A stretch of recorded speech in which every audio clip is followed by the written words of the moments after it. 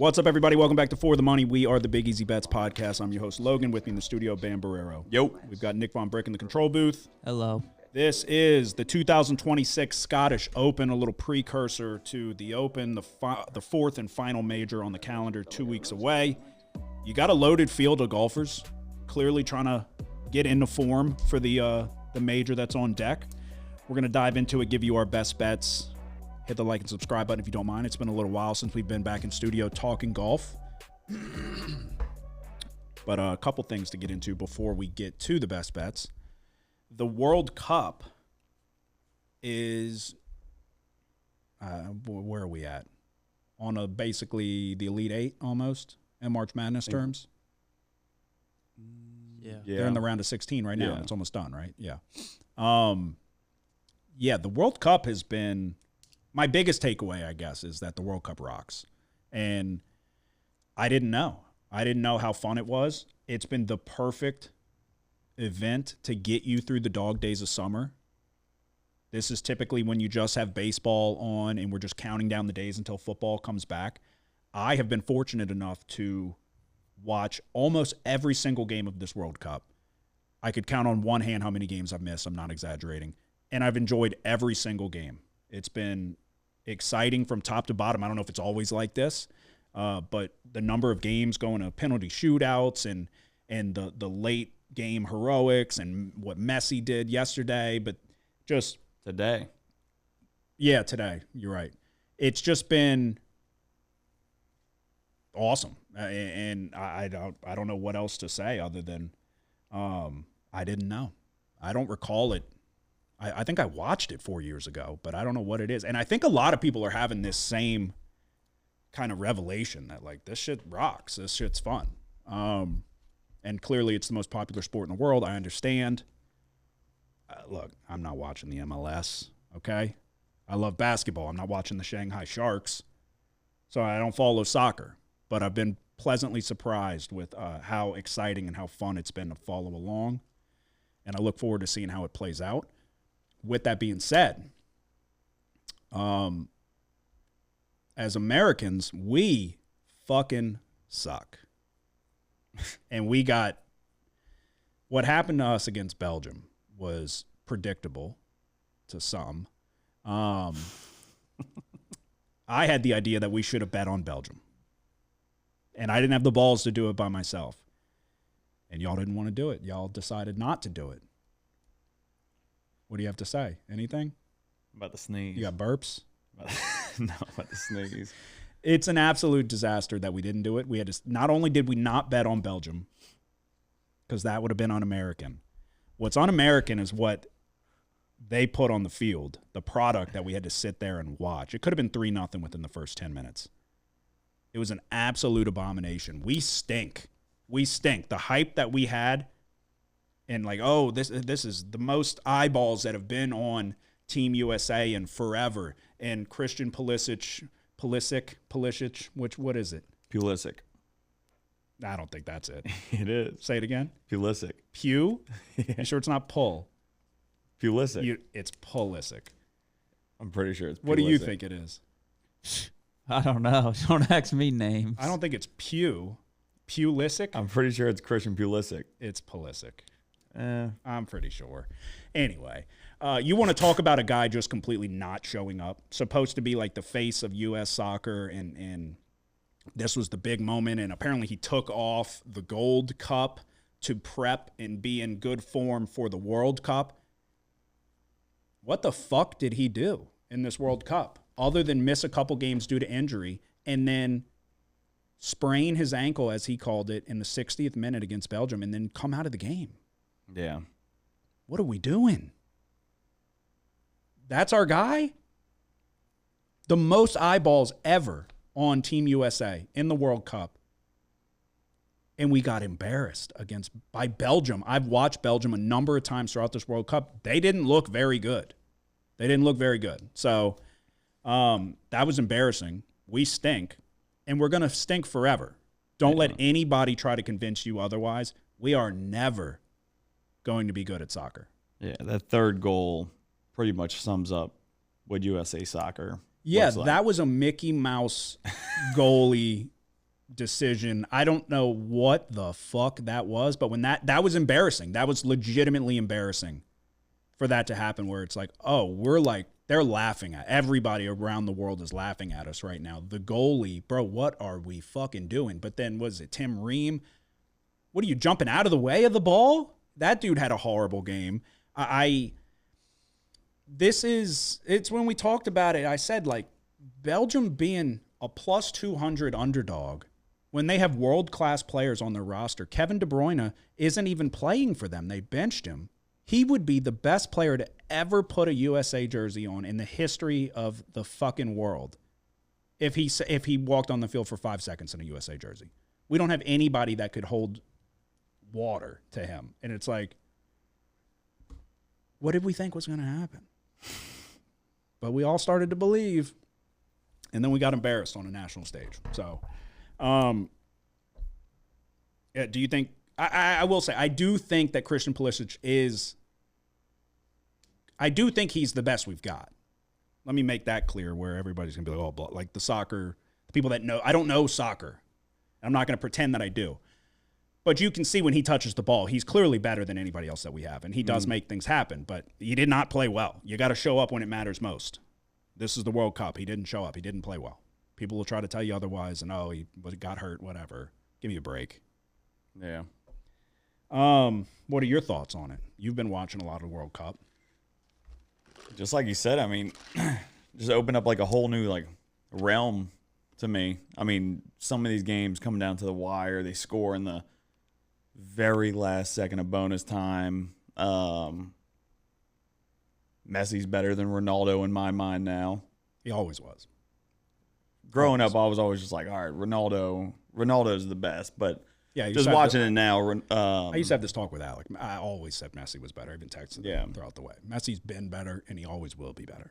Yeah. I mean, overall, good experience. I love watching the games. Fun to bet on, too. Yeah, the best way to sum it up, or the thing that it's an undeniable passion. You see all these fans, which I don't know how they're swinging the money for these tickets, if we're being honest, but you see all these fans with just an undeniable passion for their team and the joy that they have and the intensity that they have. And so whenever you do finally break through and score a goal and everybody's going insane, it's like that's infectious. So I've thoroughly enjoyed it. It's been fun. It's not over yet. I have a bet on France at a much better number than anybody else could get today. So I'm riding with the French. And I don't know shit. But I know I watched them. I said, they look like the best. I know Mbappe. I know Dembele.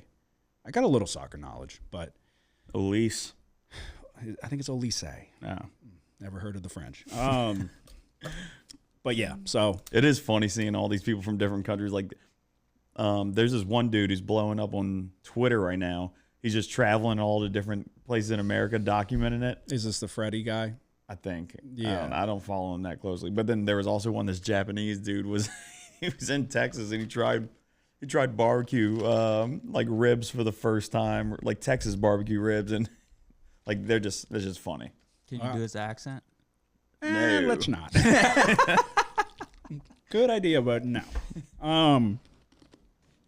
But yeah, Team USA sucks, and that was truly the best word to sum it up is embarrassing. That was terrible. So, one more thing before we get to the best bets for the golf tournament. Conor McGregor is supposed to fight this weekend. Do we think he makes the walk? There was a question mark on the end of that. Bam. What do you mean by that? Do you think he shows up? Because there's now become growing speculation that he might not. I think he will. Well, clearly you haven't seen any of the growing speculation that he might not because you were confused by the question. But I saw that he wasn't on like UFC Embedded and stuff like that. Well, then what do you why did that throw you for a loop? Like, what do you mean? You've clearly seen the evidence. I think he'll show up. What about you? I think he'll also lose. Okay. Yeah, I think he fights. I think he wins. I'm going to be honest with you. Yeah. Yeah. That might have just put me over the edge because I think he'll lose. everybody, if you've listened to us, you know how I feel about Conor McGregor. And I think I've talked myself into fucking betting on Conor McGregor. Stylistically, there's no better matchup for a comeback Conor. You think the same? This is like USA versus Belgium all over again. Yeah, no, I don't think so. I mean, no, definitely not. Conor McGregor on the feet is, in his prime, was the best with hands and boxing. I understand Max Holloway is top of the food chain too, but Max Holloway's not exactly putting people away. I understand he put away Justin Gaethje, but that's a different story. We all know how that went. But I think the matchup's good. Yeah, it's an incredible matchup, and it's at 170. Yeah. Max is fun. That's not getting talked about enough. So now, you've gone. So you're in on Conor? Yeah. Oh man, imagine. I'm gonna have to do it. Good luck on Max Holloway, dumbass. Yeah, no, but yeah, there's speculation. I guess the point of the question was there's speculation that is he the post fight after party got canceled, but then you dig deeper, it got moved to a separate. People are starting to worry: is he going to pull out? Have you seen any of that?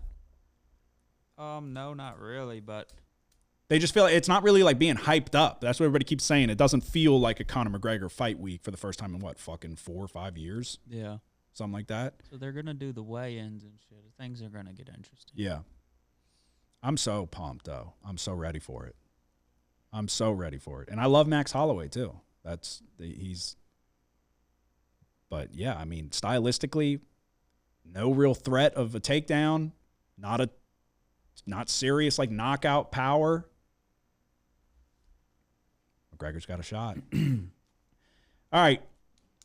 Let's get to the 2026 Scottish Open.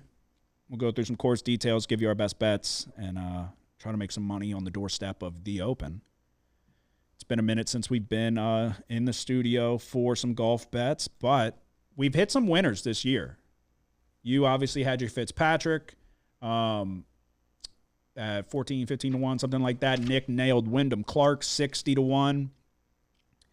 So it's been a year that we've cashed some big tickets, but we've got to try to get another one or two under our belt would be nice. Couple course details. It's going to be at the Renaissance Club. It's a par 70, 7,237 yards. It's a field of 156 players.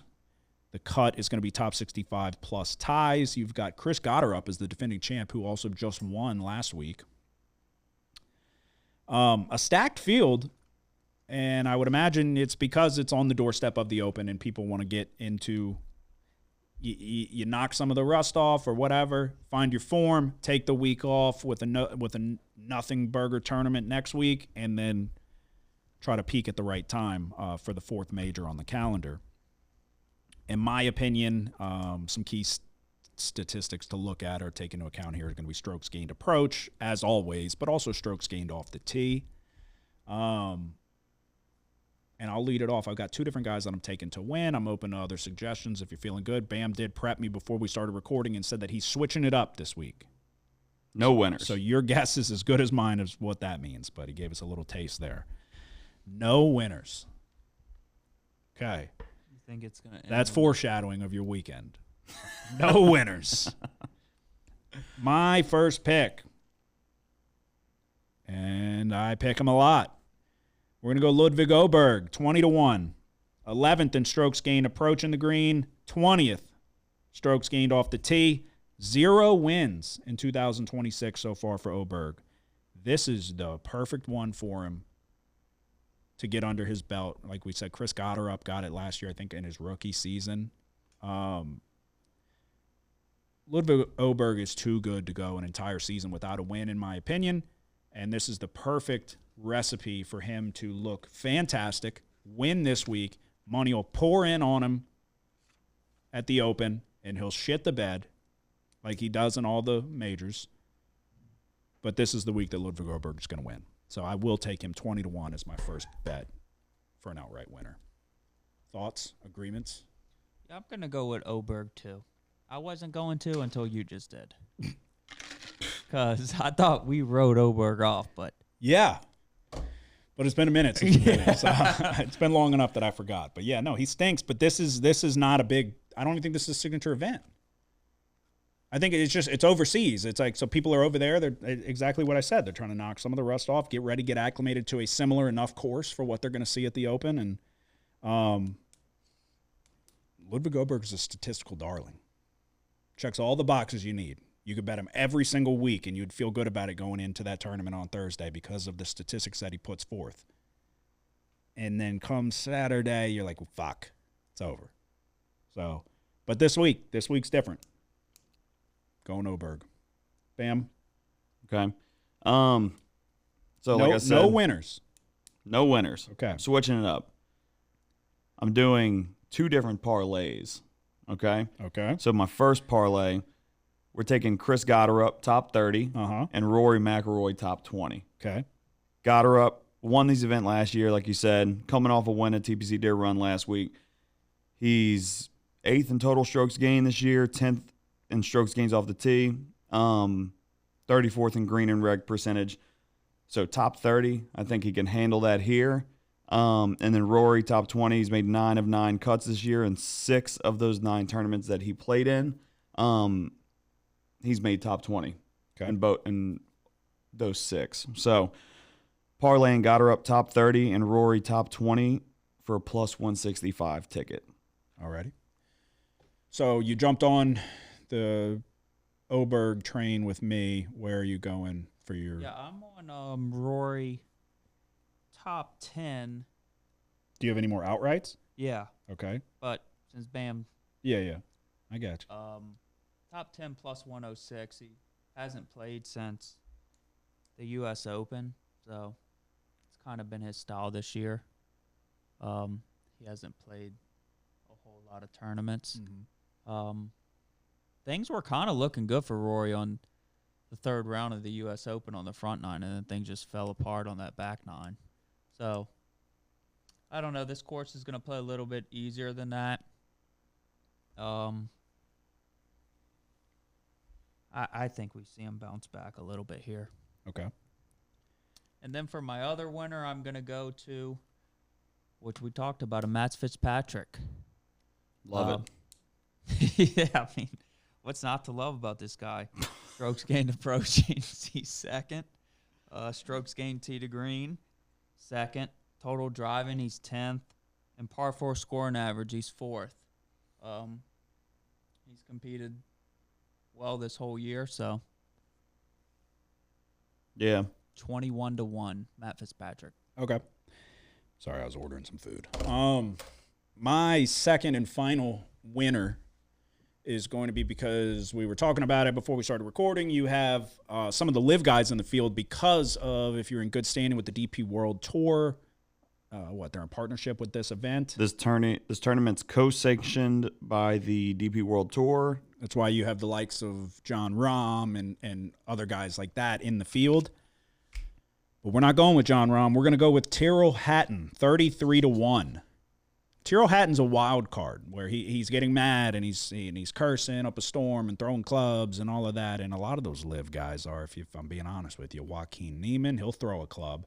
But Tyrrell Hatton's fucking good. Tyrrell Hatton in the majors does very well.